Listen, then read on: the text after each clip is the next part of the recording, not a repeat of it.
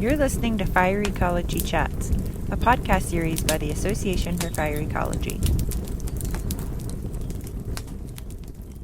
Hello, everyone. My name is Bob Keane. I'm the editor-in-chief of the internationally renowned journal Fire Ecology. We publish Fire Ecology through the publishing agency Springer, and Fire Ecology is overseen by the Association for Fire Ecology, which is AFI. Today, we are going to be talking about a really important paper in Fire Ecology Chats. The name of this paper is A Tale of Two Fire Systems, Indigenous Fire Stewardship in British Columbia and California. And luckily, we got the senior author of that paper, William Nikolakis. William, would you like to introduce yourself?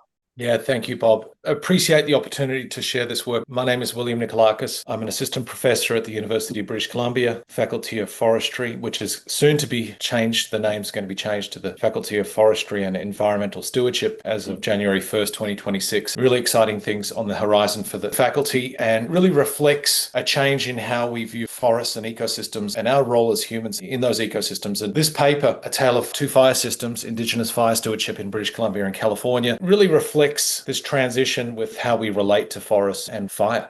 Well, it's a wonderful paper, and I really enjoyed reading it. Why did you do this study? Why is this study important?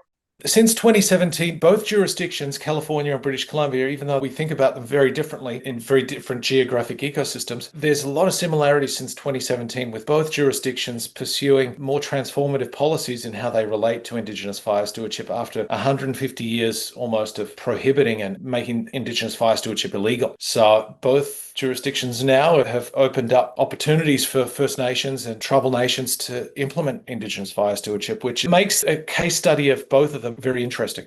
Yeah, sure it does. So why the two areas, BC and California? That's kind of odd. Why did you compare those two?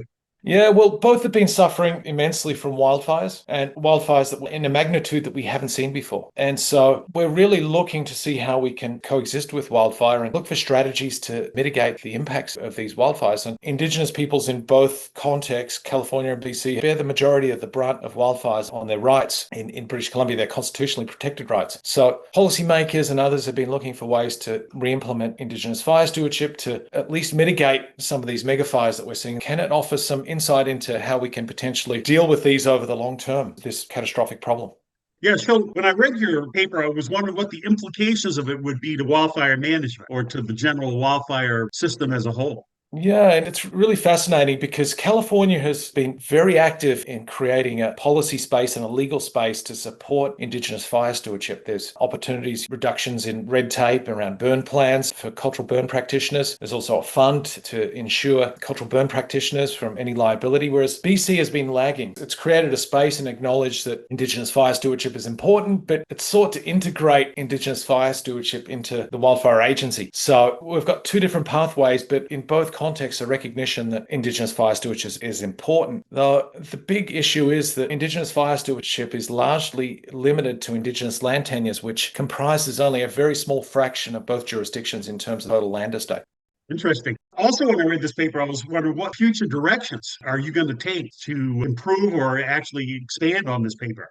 We're looking for this paper to open up a public dialogue. We've got the United Nations Declaration on the Rights of Indigenous Peoples. We've seen a willingness by policymakers and others to create a space for Indigenous fire stewardship. And we see in Indigenous nations themselves a huge appetite to reclaim their fire practices. And so we really want to create a policy space and a discussion around how can we support Indigenous peoples to re-implement fire in their own ways. And I think that's a really important discussion to have right now about supporting self-governance and supporting Indigenous fire stewardship. They go hand in hand. It's going to be a long conversation, but it's one that we really need to start implementing and actioning right now because the wildfire crisis has a very significant burden on Indigenous peoples, and Indigenous peoples, the communities that I work with, want to take an active role in protecting and preserving their rights and their culture and their practices. So this is a very timely conversation.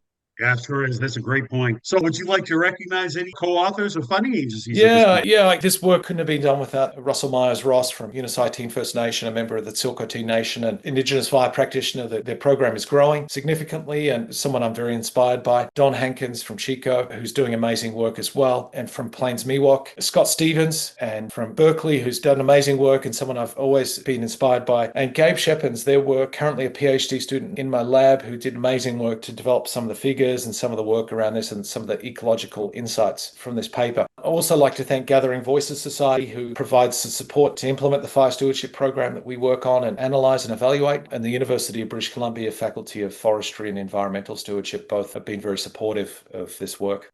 In fact, the journal has an entire special issue dedicated to this issue called Indigenous Stewardship Addressing the Fire Crisis in Western U.S. So I want to thank you for submitting a paper, and I want to thank you for joining us today. I really appreciated your time. Yeah, I really appreciate it, and very grateful for the opportunity to share this work in this special issue, which I think is fantastic. If anybody wants to read the paper, you can download it for free because William has already paid the freight. Go ahead and publish the journal for you to go ahead and look at for free. So go ahead, download this paper, find out all about this wonderful study. And until then, I will hopefully catch you at the next Fire Ecology Chat.